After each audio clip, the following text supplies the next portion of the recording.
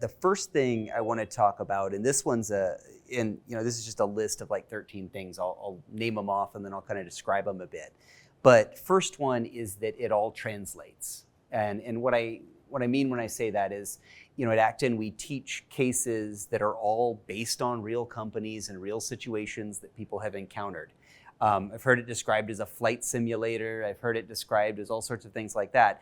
And the fact of the matter is that is true. And almost all of those situations happen. And in many cases, you'll encounter some of them, right? And the tools that you're putting together today are the things that are going to translate into how you will react when you're faced with that situation in your career.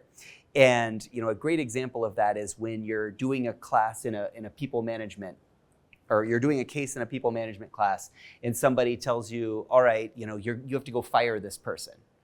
Now, you can take that unseriously and just kind of go in and laugh about it or something like that, or you can pretend you're going in to fire someone, because that will be a great practice for how that's going to play out when it happens in your career. And if you're going to lead companies, it's something that's going to happen in your career. It's going to be something you do. It's probably going to be something you do a lot. It's never going to be something you like, but you will have the knowledge base to fall back on to make yourself successful in that interaction.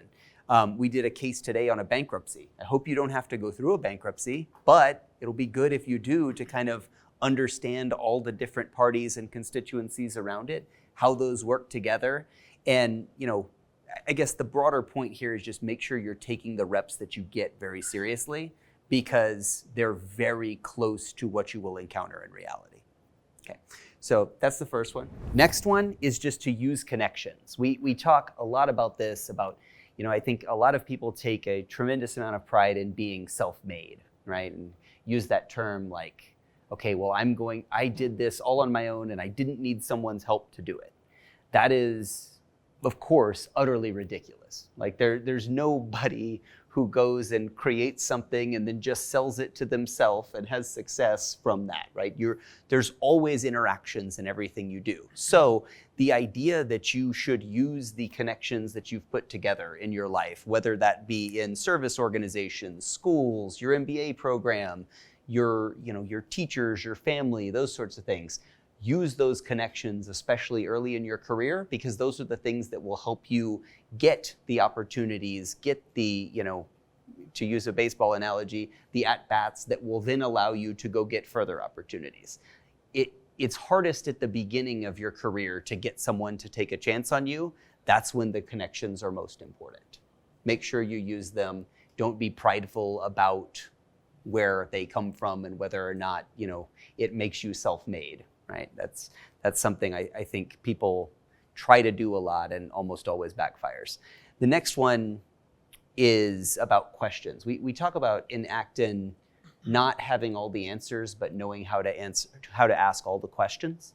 I think that is something that is incredibly important, but as you go on in your career, once you leave a program like this, you will start to have more answers, and it will be easier for you to stop asking questions and start with answers, right? Make sure you resist that temptation. Make sure you continue to ask the questions, and don't ask questions that you know the answer to, right? Ask the questions that are probing and then listen for the answers, because what you will end up doing then as a manager is you will make your team much stronger, because you will have them grow in the same way you've grown Socratically, right? Which I think is really important and honestly makes you a manager who empowers people as opposed to micromanaging them. The next one I think is incredibly important, which is about time. One of the things, I would say pretty much the only thing that you can't make more of is time. You can make more money, you can, make more things. You can't make more time. So how you use your time is incredibly important. And it is easy to say yes and hard to say no to how you spend your time, right? So get good at saying no to things that you don't want to waste your time on, and measure the time that you spend. Instead of just using time based on, well, I wake up in the morning and I'm going to spend the time how I think I need to today. Measure it over time. Write down how you're spending your time. Look back at it after a month and make sure when you see it that way, that you're happy that you spent 8 hours playing Wordle or whatever the equivalent of that is in your life. Make sure you're spending time on the things that are most important to you and not spending time on things that add very little value to your life. That one, I think, is incredibly important to do not only once, but to check in on periodically as you go through your life, because the demands of time will change with relationships, with kids, with different jobs, with all those types of things. So checking in on them periodically, making sure that you're still spending the time in the way you want to, is in my opinion, the ideal way to do it. The next one is particularly for when you're early in your career. I use the term selling effort. So early in your career, you don't have a tremendous amount of industry-specific skills. You're working to build those out. So what you can do early in your career is sell effort. When I say that, that means you can outwork everyone else, right? That's the time when hard work is differentiating. If you're 20 years into your career and you still have to work really hard to keep up, something's gone wrong, right? You want to put in the work early so that later you can sell expertise. Later you can sell your experience. But you don't get the expertise and experience without the hard work at the beginning. So there is never a better time to differentiate yourself professionally through hard work than the early stages of your career. The next one may run a little bit counter to that, but I think it makes sense, is to be patient. Nothing happens as quickly as you want it to. And when I say that, sometimes you hear the term overnight success usually takes about 15 years. That's true, right? In order to really understand a craft, it takes a while. It's not going and doing a job for a year, then going and doing another job for a year. It's staying with a craft, learning it. Now, it may be at different companies doing something similar, but find something that you like to do, get good at it, get better than everybody else at it, get better all the time doing that thing. And that is how success will come. Now, does that mean stay at a job where you're taken advantage of? Of course not. Does that mean, work in a job that you hate every day when you get home? No. That will obviously necessitate a pivot. But when you find something that you can be good at, you can make money at, and you generally enjoy, be patient. You're not going to be, the runaway success in year 2, usually. You might be, but it's unlikely. It usually takes a while. Next thing is just about what you can control. Frequently, you probably have friends that do this, that are mad about something that happened in the stock market, or something that happened in their fantasy league or something like that. All things that they can't control, right? It's natural to worry about things you can't control, but really all that you can action is the things that are in your sphere of control. So make sure that's where you spend your time. That's where you let your attitude and your gauge of success be related to the things you can control as opposed to what sits outside of them, and bring a positive attitude to what you can control. Approach every problem as though you think you can fix it, right? If you can do that, you're not gonna be able to fix all the problems, but you will fix far more of them if, 1, you believe you can, and 2, if the other people around you working on the problem believe that you believe you can. All right. Next one on that, this is a pretty specific Acton one, which is, in the Acton program, we ask you to get in the shoes of the customer. And we do that kind of from the beginning and throughout, right? Who is our customer? What do they want? Put yourself in their shoes, right? If you can put yourself in their shoes, you can understand how to sell to them effectively, how to serve them effectively.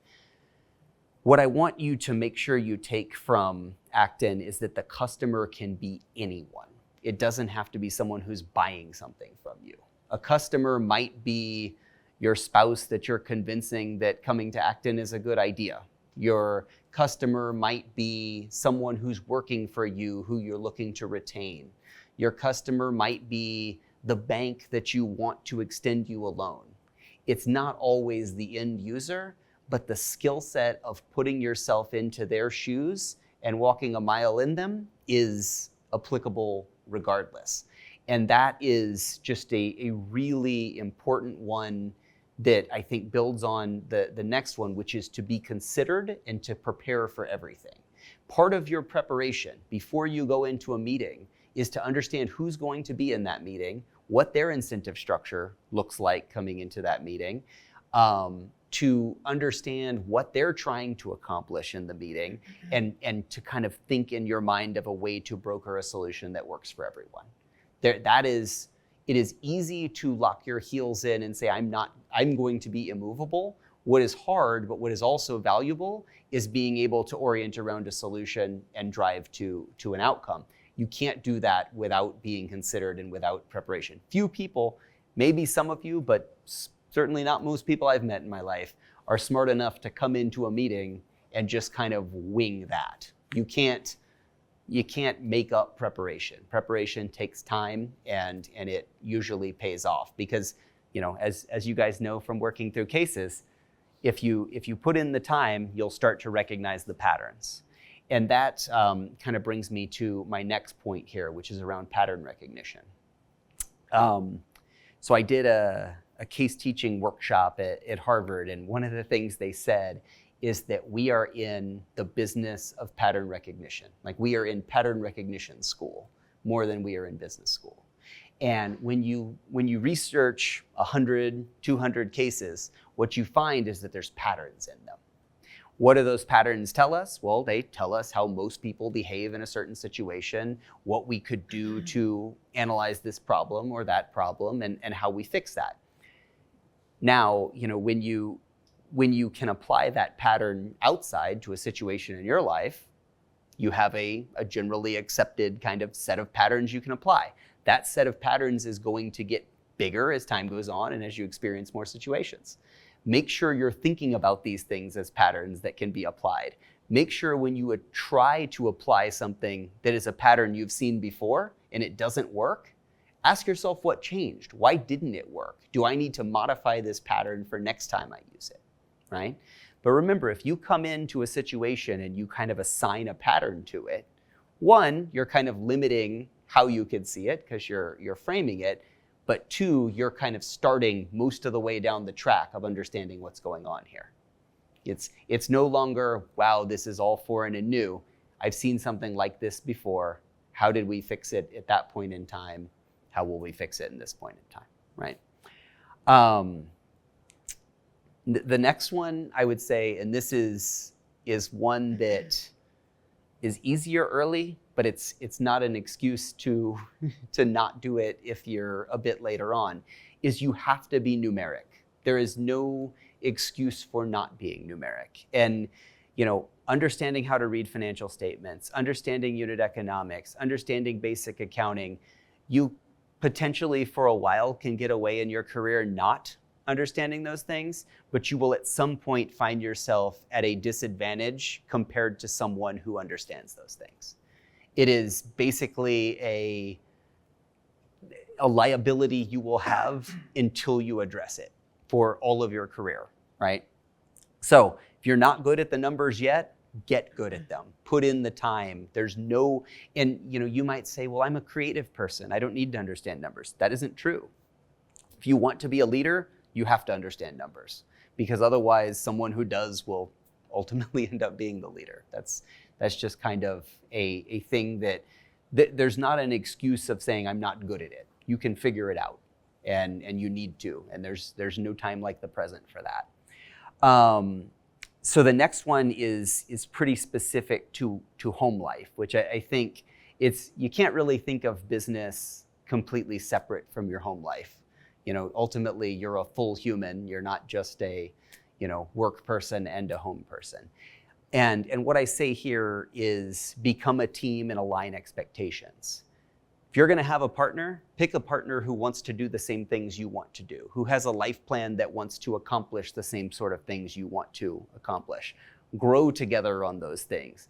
Check in with them often. what I would say on that one is interesting is we spend so much time. Think about how much time in a job you spend thinking about strategy at a high level. And then think about the amount of time in your relationship you spend thinking about strategy, right? It's probably way less. Really shouldn't be, right? You should have a plan. You should be approaching your relationship and your partnership with financial goals, with, how much are we going to work? Are we going to take risk? If we have kids, who's going to care for them? Is that something we want to outsource? Is that something, all of these questions, the single thing that can make your career enabled to be successful or inhibited from that success is having a partner who's on the same page, right? So this is just the thing to get right. And if you don't have a partner today, make sure you're thinking about these when you're looking for one. If you don't ever want to have a partner, skip this bullet. It doesn't matter. And if you have a partner today, start bringing this strategy approach to it. Think about how we can align expectations and kind of be one team driving to a collective success. All right. So the next one I would say is, once you've kind of gotten on the same page from what we're trying to accomplish, eliminate guilt. Guilt is a useless emotion. It exists for everyone, and it's completely worthless, right? For your career and honestly for your life, right? So if you are going to be away at work a lot and you feel guilty because you're missing time at home, then either figure out how to not feel guilty or don't be away at work. Like, that is a prioritization exercise. Do the prioritization, figure out what's most important, make the decision, and then don't waste time feeling guilty about it. Reevaluate it frequently. That's my next point on the list here, right? Be checking in on your strategy every quarter. Be checking in on, certainly every quarter, maybe more frequently than that if you need to. But, check in on it. But in the intervening time, don't spend time feeling guilty about the decisions you've made. That doesn't help anyone. So the last couple here, one is about continuous improvement. The version of yourself that exists today is just the beginning of the version of yourself that will exist 5 years from now, so long as you commit yourself to iterative improvements over time, getting better every day. Now, there's two ways to get better every day. One is to kind of say, I'm going to get better every day, take on new challenges, stuff like that. The other is to measure it. And I think measuring it is the way to do it, right? If you want to, get good at mental math, for example, maybe this is something that I struggled with early in my career. Is I would go into meetings and I had, people who were senior to me who could do math in their head. And I was like amazed by it at first, right? And then I was like, no, I need to figure out how to do that, because otherwise they're all going to think I'm dumb. And now I can, do percentages, do growth rates, stuff like that in my head within a couple of points pretty regularly. Now, how did I do that? Practiced it, just practiced it, and tested myself on it and all those types of things, right? Measurably getting better every day. Imagine if you wanted to be good at swimming or running, right? Are you going to just go out and swim every morning and be like, well, I feel like I'm getting better? No, you're going to measure the time, right? It's the same thing. Just, measure the improvements, and that will push you to continue to iteratively get better, right? The other one, and this one is a bit for later, but it is very easy, especially early in your career, to look at things as good and bad, as positive or negative. It's very binary, right? That is almost never true, right? Your coworker is almost always not just terrible at everything. They may have a different perspective. They may be generally under-talented, but good at a few things, right? That nuance is something that you can bring to a work situation that other people just can't, right? Is this idea that nothing is as bad or as good as it initially seems, that there is generally value in everyone's contribution, and that having a contrarian opinion, which you will almost certainly have frequently, doesn't necessarily make you disagreeable. It just makes you in disagreement on this thing, right? And I think being able to bring that nuance to the situations you deal with is incredibly important. And it's a very underrated skill in a world where we read headlines and watch TikToks and get very binary on the decisions we make. That nuance and kind of understanding broader context is more important than ever and more differentiating than ever. The last one I'll leave you with, and I think this is kind of a good high level for all of the things you see in this list, is at the end of the day, check in with yourself frequently and make sure you are doing something that makes yourself proud of you, right? That's the standard at the end of the day. If you are not doing something that makes you proud to do what you do something else. Like, life is pretty short. You don't get that many at-bats here. You probably have, 5 or 6 jobs in a professional career. Don't waste your time on something that at the end of the day you can't be proud of yourself for doing, right? So with that, I will cut it over to Q&A. We've got 30 minutes or so for Q&A. Happy to answer questions on any thing on this list, anything on any of the HomeAway case or experience or anything else. Feel free to ask as many questions as you want. I'd love to answer them. As you've been using more and more pattern recognition, how do you balance your, let's say, like your gut feeling versus your analytical skills before taking a decision on something? So the question is, as you develop more patterns, how do you compare the gut feel from the patterns to the analysis that you do? And what I would say is the answer kind of combines the two, which is the more patterns you have, the more the gut starts to match the analytics, right? Because the more patterns you see, the more you know. Take, for example, if you see a business and it costs the business $4 to make something that they're selling for $3.50, it's never gonna work. We know it. The pattern applies pretty immediately. Unless they can bring that cost to produce down through volume or something else, that's never going to be a successful business. So the analytics is gonna match the gut right away. You'll get much faster at applying the analytics the more cases you do, and the more you kind of see it in real life. But I think that's the biggest thing, is pattern recognition is actually the marriage of the analytics and the gut, right, over time. So thank you. It's been wonderful hearing you. So I own a company, a wellness company, and I founded in Austin, 2015, and I started here in Guatemala. And I really love what I do. I'm passionate about it, so I have that blessing. I feel like every day I really do something that I care about, that I know that is helping others, and I feel very happy about it. Now the thing is, like, when I started, well, it was pretty much a one-woman show, right? And sometimes we're growing right now. It's been a while. In Guatemala, it's been slower, the growth of wellness, you can imagine. But the thing is that I learned that because I used to do everything, then now I have a team. And it's very hard for me to delegate. I know that I tend to be a micromanager. I love to be in charge of everything. I know that the perfect is the enemy of the good. I mean, all that stuff, right?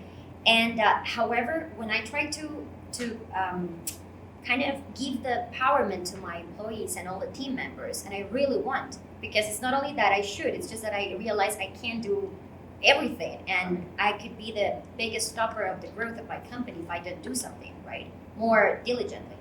So my question is, like, how can I prevent that the team is always looking for me to give an answer? By asking them questions, asking them what they want to do first, and having them tell you their strategy. And if they come to you without a strategy and are just asking for you to be Superman, no, you come back to me and tell me what you want to do, and then we can talk together about if that's the right thing to do, right? And a good rule on this is you're playing for 90%. They're not going to do it 100% perfect. No one's going to. But if they do it 90% right, good. You just let it go. And now you will have to let go something that you know is 10% wrong. But you will be doing that in the interest of allowing them to grow as a leader as well, right? It's been my experience that in management, you will spend 80% of your time with 20% of the people who you manage. And you will always be focused. I would say management is a weak link problem, right? You will be focused on the weaker links. Now, if what you've done, especially if you're new to hiring a team, is if you've hired people who don't meet the standard of someone who you can really fully outsource to, then you're going to need a different team, right? And you ultimately have to be able to trust them. They have to exhibit the trust. And the way you allow them to build trust without micromanaging is ask them the questions of how do you want to solve this? And make sure you're bought off on the answer to that question before they go do it. Then you go let them do it and learn, right? But you start with that question. You mentioned like getting to know yourself and keeping that data. Like, what tools do you use for that? Like, do you do journaling, or do you do, I don't know. I mean, I have a book, a yellow spiral, that is kind of my operating principles. And I spend a lot of time on that, like before I'm going to go into a new job or before I'm going to go into a new board engagement. So I'm a big believer that the tone you set in the first 30 days even says a lot about where you're going to go, the speed at which things will change, the speed at which things will innovate. So, and the thing I do on that is it's pretty transparent. I'll read the pages that I've written to my team, right? None of this is in secret, but these are the expectations. And those will and have evolved over time, right? But I'll give you the example of when I came into RV Share. It was a frigid cold day in Akron, Ohio, right, which is where the company is based. I walked in, I sit down, and the previous CEO kind of introduces me as coming in as the new CEO. And I was like, look, here's what we're going to do. We are going to be focused on the 3 things that matter, not the 30 that don't. You are going to be empowered to do your job until such a point as you prove to me that you can't, in which case you won't, but I'm going to lead with trust on that and empower you to do your jobs. And we're going to operate lean. We're going to measure lean by the amount of revenue we have per employee. We're going to measure empowerment through OKRs, and we're going to measure our focused effectiveness on the number of things we sign up to do that we successfully execute on, right? It's pretty much that. If you can do those things right, there's obviously many dozens of things that fall beneath them, but if you can get that framework right at the top, the things will start to fall into place, right? And in terms of how you remember those things, I mean, I will kind of watch what happens with something that we've rolled out and determine if that's something I want to continue doing or not. I don't want to make huge pivots in terms of a management structure frequently. I want to do that infrequently, right? So if you're rolling out an accountability framework, right? So we use an accountability framework called RASCI, right? Which that means somebody's responsible, somebody's the approver, somebody supports, somebody is consulted, and other people are informed, right? You can look these up, they're all pretty basic, but the point is, if you roll that out, you're kind of rolling it out for a year, right? You don't want to go 2 months in and be like, never mind, we're going to do a different accountability framework. You want to give them a chance to succeed, but then you want to remember for next time, all right, did this work well? And if so, if it didn't work well, why not? Is there modifications that can be made, or do we need to cut over the whole thing, right? And the other thing that is so important with, maybe I should put this on the list, but there is usually less than 5 things that matter in a business that really, really matter, that you must do better than everyone else. And if you're trying to be awesome at accounts payable, unless you're an accounts payable business, you're focused on the wrong thing, right? So I think that's a piece of it too, is knowing kind of what are the few things that matter and focusing most on them. How many business did you have in your life? Well, I mean, I started with business selling shrimp on the side of the road when I was in high school, right? So that would be kind of the beginning of it. After business school, I worked at HomeAway for 13 years, and I've been at RV Share for 7 years. Those have been, and I worked at Austin Ventures very briefly after business school. But in terms of real kind of jobs where I got to work on the same thing for a while, I have 2 of them, right?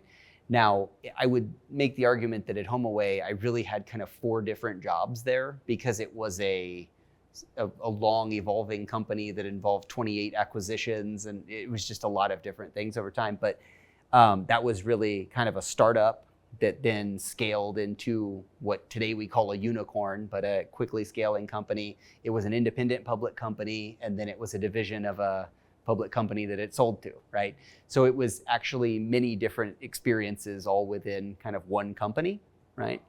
And then, you know, in my current job at RV Share, that's been fairly consistent throughout, but it was a, you know, kind of startup and then a PE-backed growth investment type business, which is run quite differently. You know, one is more of a startup with immature functions. So, and then to kind of just further answer the question, I've done consulting and board work on probably another 10 businesses. I never do businesses that have assets. So I never do businesses that, you know, have, you know, this is a business that sells bulldozers or, you know, whatever. Like I never do anything like that. It's all asset light businesses, all heavy on software and on effectively marketing, right? So businesses that connect supply and demand and do so in an asset light way, right? So all of the businesses I've worked on have been that. So I've intentionally been fairly narrowly scoped on that because that's what I believe I can be best at. And so, you know, if somebody wants me to be on their board and their board is something that's very different than that, I'm just like, talk to somebody else. Right? And your biggest lesson learned in your business life? I mean, it's tough to say. It's definitely on this list of the 13 here, but the, you know, I would say the biggest one is around, I guess this is grouping several of them together, is prioritization, right? Is where most people fail in businesses is they try to do too much, either individually or for the business as a whole, right? You're opening a new line of business before this line of business is mature. You're, you know, trying to be everything to everybody is just usually a terrible strategy. I like to keep it very simple. I was actually talking about this earlier, but I have a 2x2 matrix. Does the business remove friction, and is there a high amount of competition, right? If I can remove a lot of friction and I can have low competition, that's the business I want to be in, right? It is kind of that simple. And that then is you know, that kind of cascades into a set of priorities that keep the business simple. And I would say that's the biggest thing. The most exciting, most profitable businesses are actually quite simple businesses. If you try to get to, like, we're in this stage right now, and I'm sure somebody's gonna make a lot of money in it. It's not gonna be me, where we're talking about AI all the time. Like I'm sure you guys hear about it all the time, right? I have no idea how any of that really works other than to take notes in my Zoom meeting and to deflect some calls in a call center, right? And I will stay kind of on top of it, but I'm never gonna go start a business in it because I don't understand it well enough.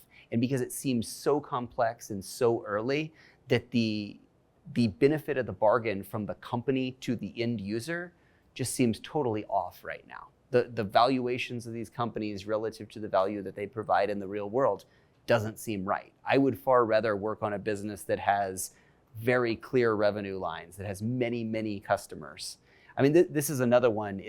I wouldn't say this is the answer to like what is the most important thing, but I would never work on a business that doesn't have tons of customers, right?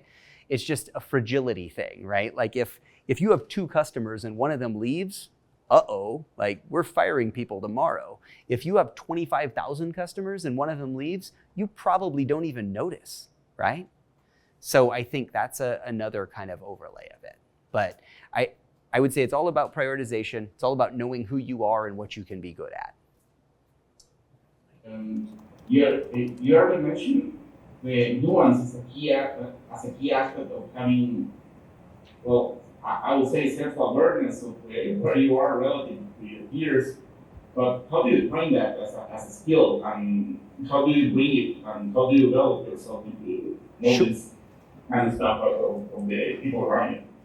I mean, first, I think it's easy to practice being humble. It's easy to remember that there's a lot of people that are a lot more successful than you, that are a lot smarter than you, all those types of things. Like I used to say earlier in my career that there's probably plenty of people who are smarter than me. There is 0 people who will outwork me, right? That was like my thing that I was going to do differently. And, now there's probably people who are outworking me, and that's fine because the priorities of my life have shifted a bit, right? And that's good, and honestly, it's brought to you by spending the time earlier on, right?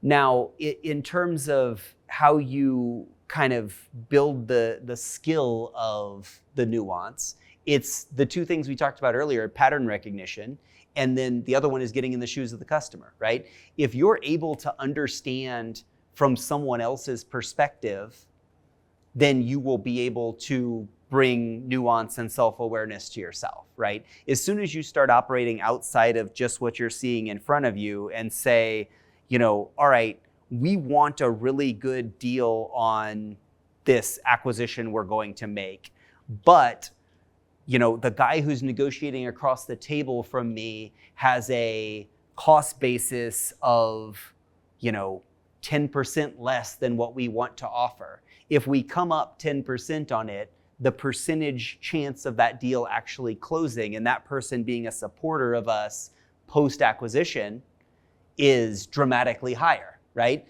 So understanding that, kind of where those things connect, really understanding someone else's perspective and putting yourself in their shoes is the thing that then allows you to build the muscle of the self-awareness and nuance.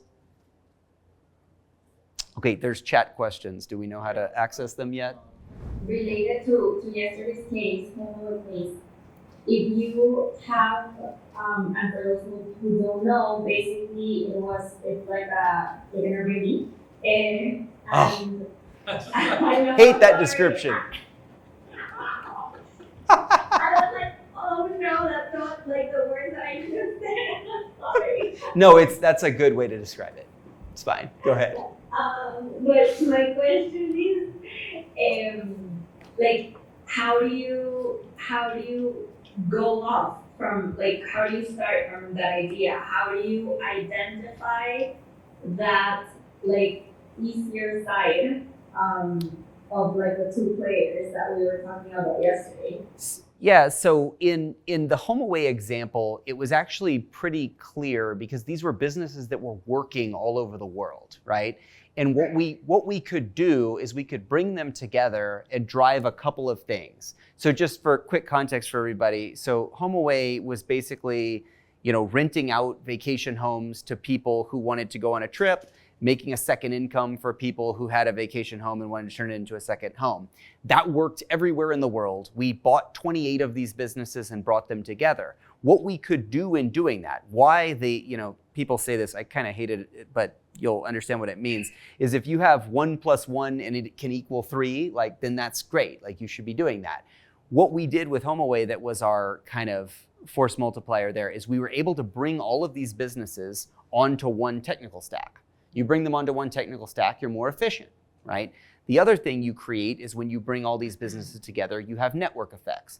People, when they travel, will oftentimes travel one place and then they'll travel somewhere else. If they're coming back to you every time when they go on a trip, then you're able to bring down your marketing cost, make the business more profitable after the acquisitions than before. So in that case, it was pretty clear to us what the value proposition was. We saw effectively a lack of elasticity in the people who were buying from us because we were removing a ton of frictions. They were willing to pay well for it. And so we knew we could charge the demand side of the marketplace variably.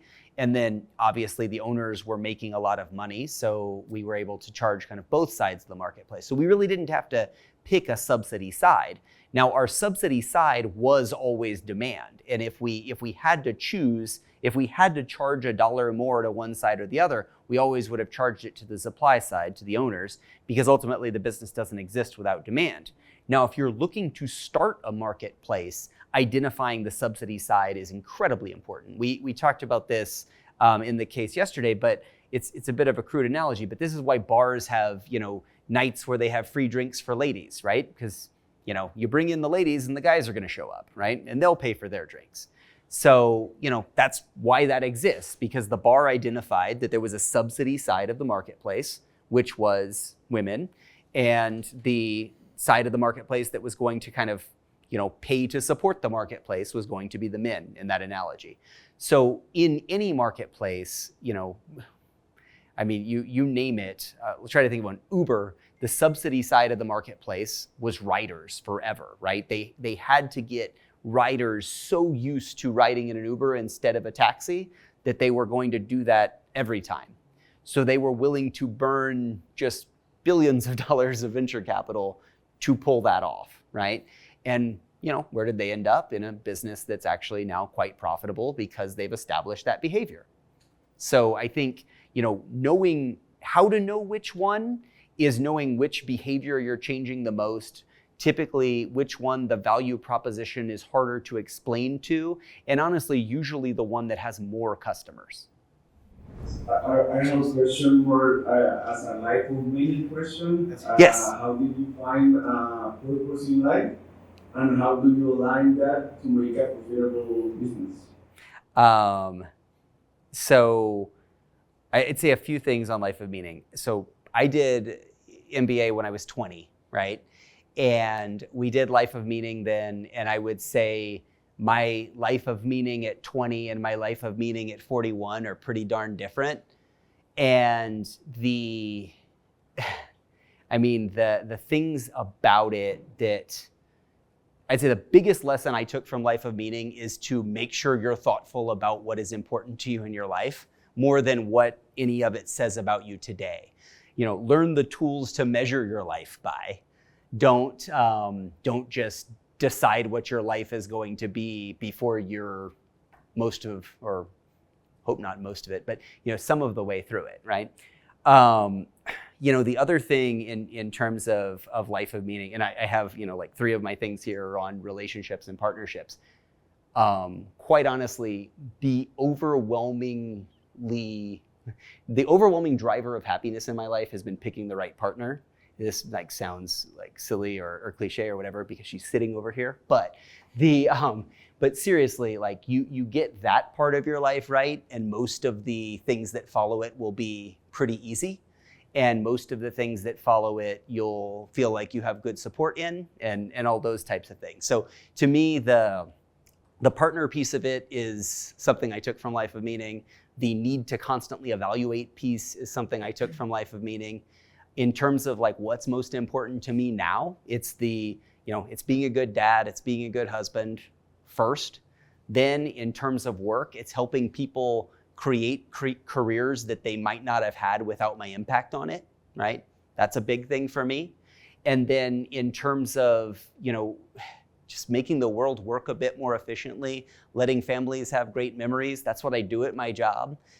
It would be really hard for me to work in a job that didn't align with, my beliefs on society or something like that, right? It's very easy to work at a job where what I do is sell vacations. So that's always been kind of something that's more of a guardrail than a reason, right? I don't explicitly pick jobs because it helps families create great memories, but I definitely wouldn't pick a job that didn't, align with what I thought was something that was a net positive on the world. Kind of define that as you may, but. All right, so that's. And based on that question, will you do something different as a beginner entrepreneur? Look, if you look at my story, a big part of my entrepreneurial success was picking the right company. Let's be very clear about that. And a lot of that as a 21-year-old was lucky, right? It was. Now, I like to believe that I would have figured it out at some point, maybe not as quickly, right? But I will say being planful about the company you pick to join. People will often say pick a manager, right? Pick somebody who you're going to learn a lot from. I think there's good merit to that idea. I think there's good merit to the idea of trying to pick a company that is going to teach you a lot, or in a space that you want to learn a lot about, or in a location where you're going to spend your life. I think this has changed a little bit, but I would say that a lot of the reason I went into technology was that I lived in Austin and I was going to live in Austin. And I remember an Acton class at the time, Jeff Sandifer, who's kind of the creator of Acton and a mentor to me, told our whole class, he's like, you can pick an industry or you can pick a location. You can't pick both, right? And I think that's different 20 years on, right? I think, in a world where we can work remotely and things like that, I think there's a lot more flexibility. That's something I'm excited about for the rest of my career and for my kids' career, quite honestly, right? But I do think trade-offs like that exist, and just being clear on what trade-offs you want to make there are the most important things.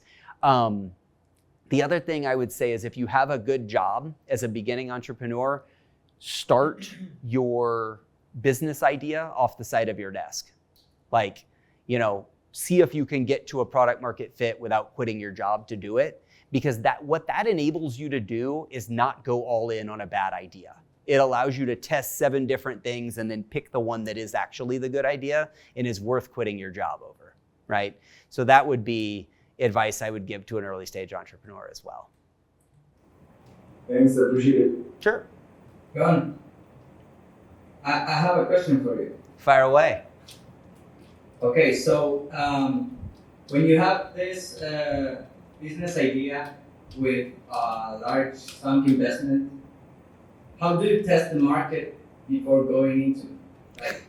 I think, don't know, HomeAway, you need to create all the platform in order to make sales, right? Sure. So, you test it before you make that sunk investment. So it's important to note that in the case of HomeAway, we were buying businesses that already had hundreds of thousands of customers, right? So we were buying businesses that had a very tested, in the business of venture capital, they call it venture risk, right? The fact that the business just might be something no one wants. We had basically no venture risk. Everyone who was around these businesses enjoyed working with them. They just couldn't find them. It was very fragmented. So what we did is we brought them together.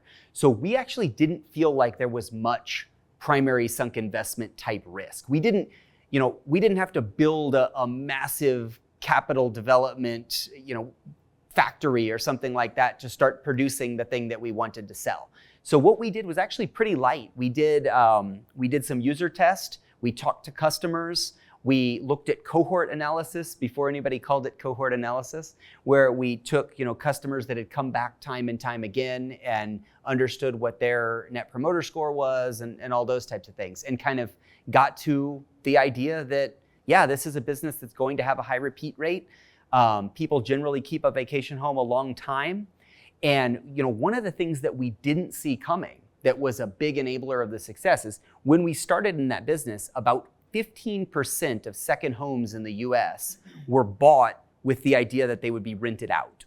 By the time we sold HomeAway, that was about 85%. It had completely flipped, right? So that was the part that, that was the number you could make the argument we kind of got lucky on, in that was never in any of our projections. We never expected that many people would buy a vacation home and effectively finance it based on their ability to rent it out. And honestly, I'm not the right person to ask on how you test the huge primary sunk investment without product market fit. I would say do everything you can to avoid the large sunk investment and figure out how you can make it work at a minimal scale, and then kind of build your way into doing the large sunk investment.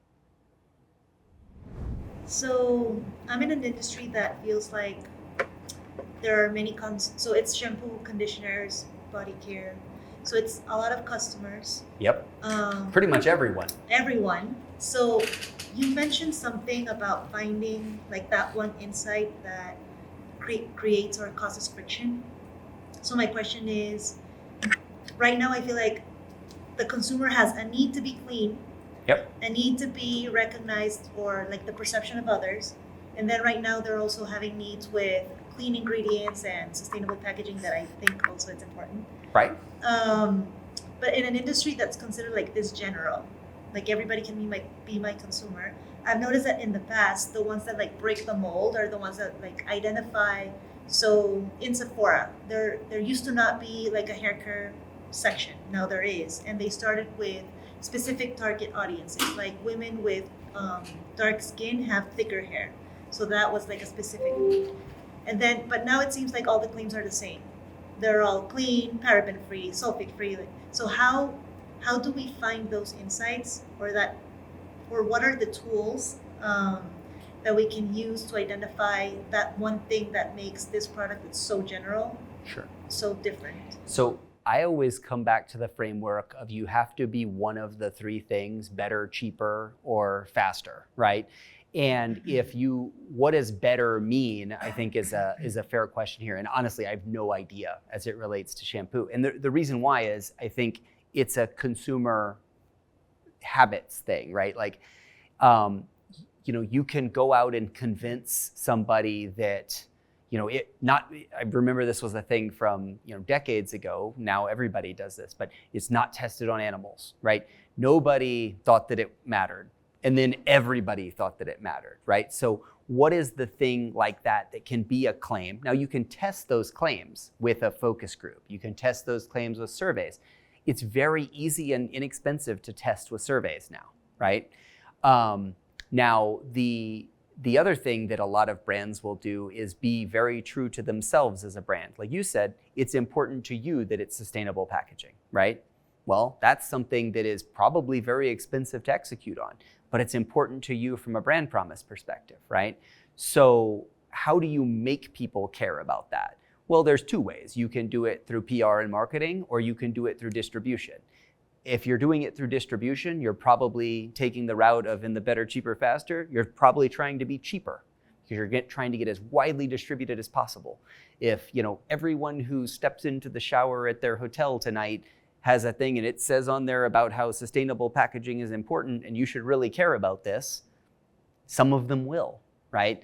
So you can either kind of take a penetration strategy or you can take a segmentation strategy to it. And the data you collect from customers is what should tell you the answer there, right? The other thing I would say too is most customers who care a lot are, if you take the segmentation approach, are fairly insensitive to the price of it, right? So you can typically charge more and provide something that is a really elegant experience that's really consistent with your values. You'll just be targeting a smaller base. Thinking about self-improvement and the patterns that you have recognized. So I would like to ask you, based on your experience, what do you think are the patterns that entrepreneurs often make that will drive us to failure? Patterns that drive you to failure: over-investing in an unproven idea is a big one, right? So, if this is something that you like, but no one else cares about, that might not be something that has market potential, right? Another thing I see, and I actually mentioned this earlier, but I see a lot of entrepreneurs who are very successful in the first thing they do start to think that they are generally successful as opposed to or generally knowledgeable as opposed to specifically knowledgeable, right? So they might have, had success in, newspapers. And so they're like, I'm going to buy a sports team. Well, that's a terrible idea. You don't have any idea how to run a sports team, right? You think you're generally applicable. You're really specifically applicable, right? That's another one I've seen. Starting out with a business model that doesn't make sense and believing that you'll make up for it in volume is another one, right? Like just this idea that, yeah, sure, the prototype was expensive to make, but we'll send it to China and bring down the cost. Well, maybe you will, but you need to have a pretty clear framing as to how you're going to bring down the cost. The other thing that I see entrepreneurs do all the time is underprice, just systematically underprice. It's one of these things you'll see, inflation is at 9%. Did we raise prices? No, our customers will hate it. What? Everyone else is raising prices. You need to also. But an entrepreneur will feel almost a sense of loyalty to their customer base, which I would say your first sense of loyalty to your customer base is to continue to exist. What is called default alive, right? Which is if you're going to exist, you might have to charge more. And typically, I would say largely speaking, most goods and services in the economy are underpriced relative to the demand. Coming to you next. All right. What is a good way to research on which product to produce? So what's a good way to come up with ideas and brainstorm what business you want to be in? I think the absolute best way is to take the experience you see or the experience that people around you see. So, if you, most great businesses, you look at Airbnb's founder story. The reason Airbnb started is because these guys couldn't make their rent and they set up some bed and breakfast or some air mattresses in their house and called it a bed and breakfast. The reason Uber existed is because somebody couldn't find a taxi. Those types of things, when there is a friction point that you see in the world, ask yourself why someone hasn't solved that friction point. And I think that's the best way to kind of come up with a new business idea. If it's something that you don't want to use and wouldn't benefit you, I think it's hard to have a lot of conviction behind starting the business, honestly.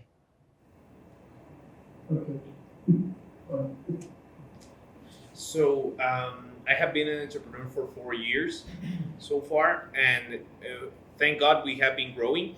Every time we grow, it feels like taking a leap of faith, right? Like you have to jump a leap and the leap keeps getting bigger as we continue to grow. So I was wondering about patterns on knowing when to invest on growth. Like when do you know it's not enough space, it's not enough machinery, it's not enough people? So right now I am the one taking all the major decisions, but should I hire like a management team? Which pattern should I identify? Right now we're starting to get low on production because the demand is going up, thank God.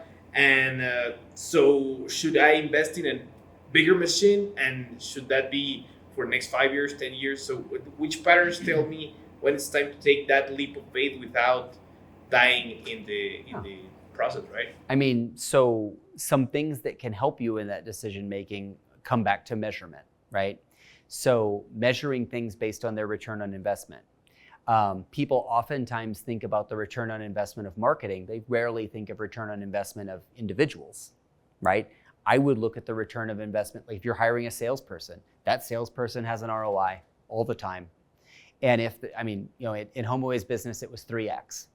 I had a head of sales, and he would come in sometimes and be like, can I hire 20 more salespeople in France? And I'd be like, what's the ROI? 1.7, no. 4.2, okay, yes, right? And ultimately, we got into this rhythm of you're hiring based on a 3x ROI. You're measuring it every quarter. If you're short of that, you get warned one quarter, the next quarter you're fired, right? I mean, it's pretty simple, right? You're either paying for yourself or you're not, right? Anytime you can do things that make these bets smaller and easier to break away from. Now, again, this probably doesn't work in asset-heavy businesses. If you're having to build the extruder from the case today, right, and you're having to spend $6 million going and building something, it's different. That is more of a leap of faith. I don't work in businesses that take leaps of faith like that for that reason. That feels like a very fragile approach, right? I try to do them in bite-sized chunks. Now, one way that you could take a capital risk without risking your entire business would be to outsource the expansion first, build into the demand, and then build, basically you're making an in-source outsource decision instead of a if I build it, will they come decision. Right. So what are the top 3 habits any entrepreneur should have? being considered and preparing before every interaction with customers, management, staff, etc. Right? So, putting in the time, right? There's a book that I like that it says, don't waste time learning the tricks of the trade, just learn the trade. That's how I think about preparation. Like, there's just no substitute for putting in the time on being prepared for things that come along. So that's one. The second one that I think is an effective habit is measuring how you use your time, right? I don't think you'll be an effective entrepreneur if you're spending your time on the wrong things. And so having that right is something that you can kind of constantly be improving. And then the third one, and there's a lot on this list that I think could be the third one here, but I would say the numeric piece, right? And reason why is, I think as an entrepreneur, there will come a time in your business's life where if you're not numeric and you go to get a line of credit, and if you're not numeric and you go to sell your business, I have a lot of VC friends and they always say, you tell me the valuation, but I get to tell you the terms, right? And if you're not numeric, you're not going to know how those things will impact you. So I'd say that'd be my third one. So going back to home away, acquiring all these companies, how did you effectively manage the culture and people into feeding all of these companies as a... I didn't. We were very, very clear from the beginning what an acquisition would look like. The acquisition meant that the founders would be leaving. The acquisition meant that the technology stack would be collapsed into one uniform technology stack. The acquisition meant that there would be central control over marketing and sales. The acquisition meant that it would be an assimilation culture, not a blending of cultures, right? And, we got to that. That sounds pretty draconian, but we got to that because the first 7 acquisitions, we tried to truly implement all the cultures. You can't. You just can't. And honestly, the way I describe this to my friends who've been at companies that have been acquired is when there's an acquisition, it's like a bus pulls up outside. And you need to decide, are you getting on the bus and you're just gonna be a student at the new school, or are you not getting on the bus? But the wrong answer is to kind of halfway get on the bus and say, I'm gonna be like I always was, but at the new school. It doesn't work. You've gotta either commit yourself to the new or get off the bus and walk, right? And that's the kind of reality of almost every acquisition, not just the acquisitions we did. Some companies will try post-acquisition to really assimilate a culture or really kind of blend a culture. And then they'll usually kind of go back to their spreadsheets and be like, actually, our deal thesis on this was much simpler. Let's go with that.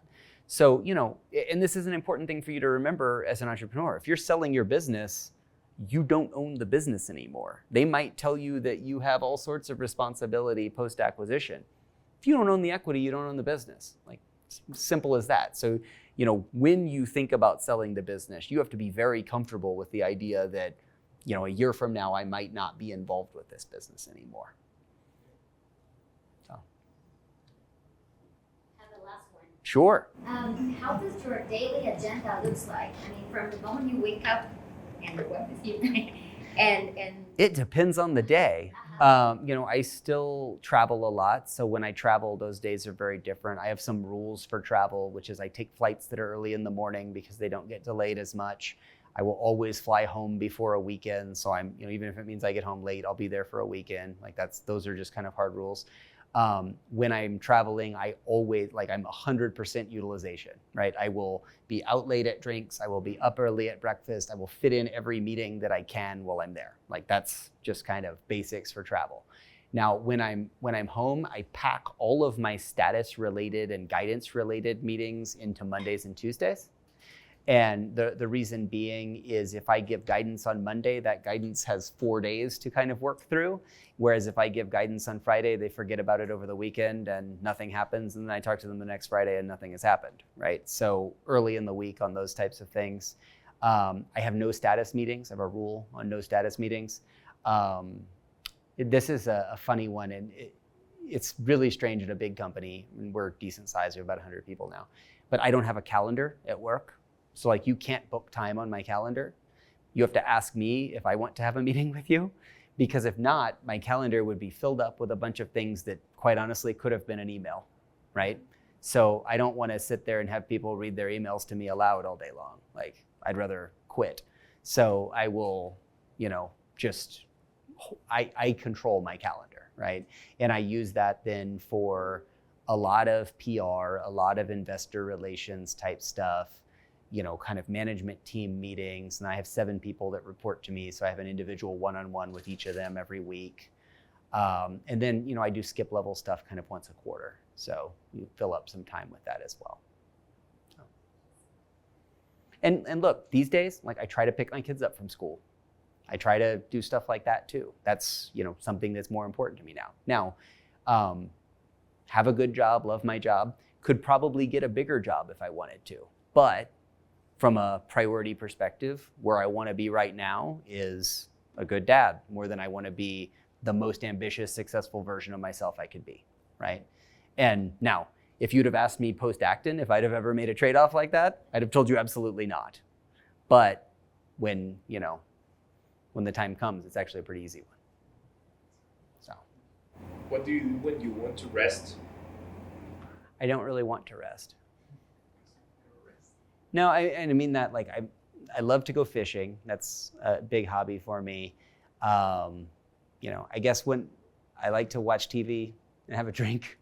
I mean, I guess that's as much rest as it gets. But I don't do the, like, I'm going to take all this time off and go on this, long thing where I'm going to be away from work. I have this, I would never recommend this to someone, but I have a sort of pathology that is, I cannot be completely detached from work. Like, I will at least check in the morning and in the evening all the time. And, everyone's like, well, why wouldn't you want to relax? I can't relax until I've seen that nothing's on fire. And if I see that nothing's on fire, I can relax just fine. But if you told me I had to wait 7 days to know what's going on in my business, that does not sound relaxing. That sounds terrifying. So, I guess I think of rest. I think of rest as being something that happens along with the work you do. I used to not sleep very much because I would work so much. I don't do that anymore. I sleep a lot now, despite the bags under my eyes. But the stuff like that, I think is just kind of blended together and become a balance exercise as opposed to a trade-off exercise. So, and by the way, I've had a lot of people in my career tell me, like, you've got to take a break and not check in. No, they're wrong. Like, I know me better than they know me, right? And that's something like that. If it's something that you'll be miserable if you're away, don't be away then. Don't set up a situation for yourself to be miserable. That doesn't make any sense. Like, you control your time. You measure your time, you manage your time. That's how it works kind of in practice, right? So. All right. Thanks, everybody. Enjoyed it.